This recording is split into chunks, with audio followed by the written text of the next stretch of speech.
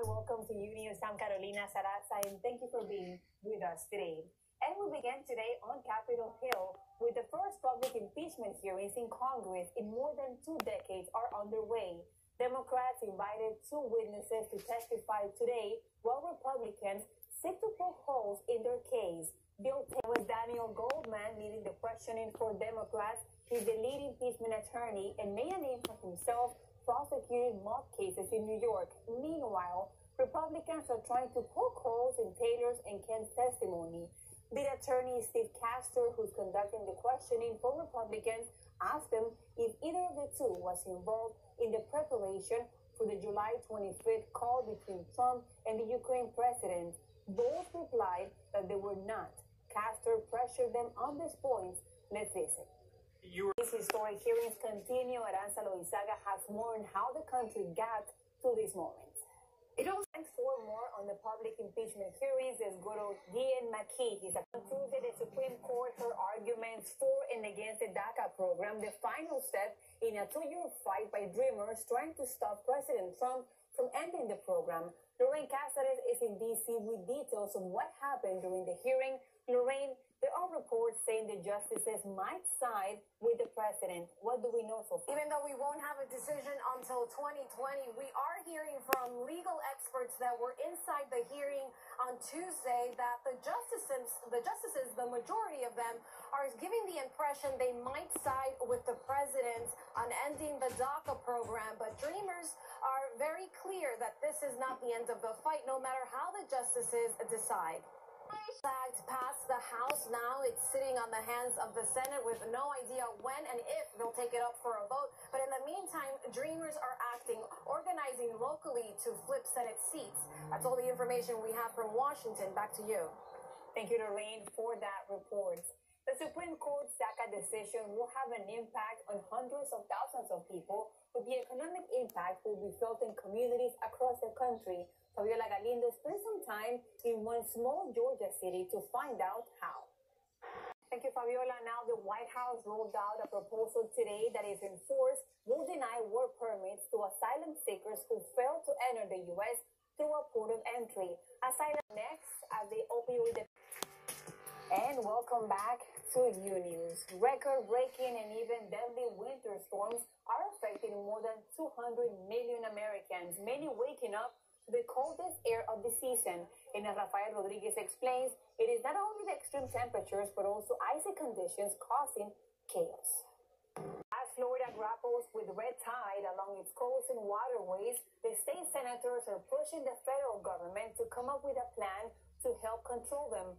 The Senate Commerce, Science, and Transportation Committee today is debating a bill sponsored by Republican Senators Marco Rubio and Rick Scott, aiming to find a solution to the toxic algae that costs the state's tourism industry millions of dollars every year. In September, the House passed a companion bill. In 2018, red tide cost Florida businesses more than $140 million.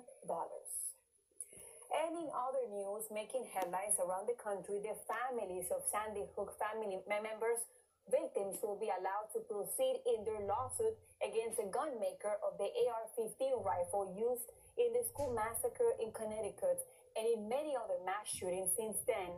As Juan Carlos Gonzalez explains, the case is moving forward after the Supreme Court rejected the gun maker's latest attempt to avoid liability. In the middle of a nationwide opioid crisis, another illicit drug is hitting the streets of Seattle. The chances are you've never heard of it.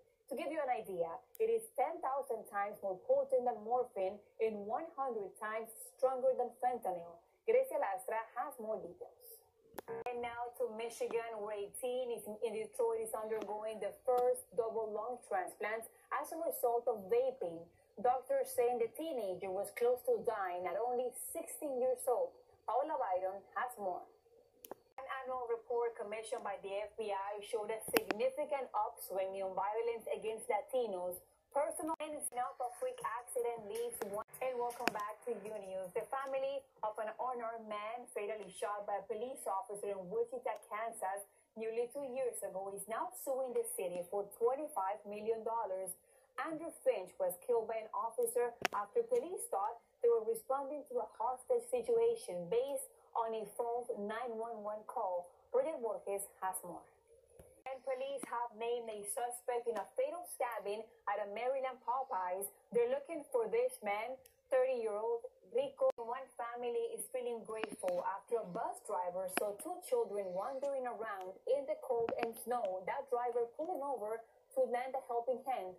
Ricardo Arambari has the full story.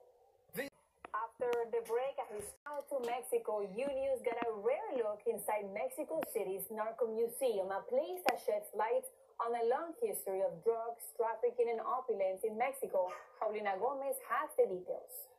General public, it was created to educate military students. Welcome back, Americans weighing in. Welcome back to Unews. Adidas is shutting down two cutting-edge shoe factories, one in Germany and one in Georgia. The company says it will be. And coming up, we'll tell you what.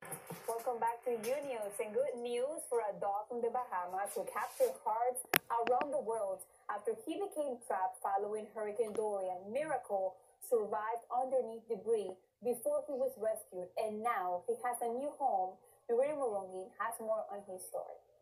Beautiful story. And finally, today is World Kindness Day, a day that began in 1998.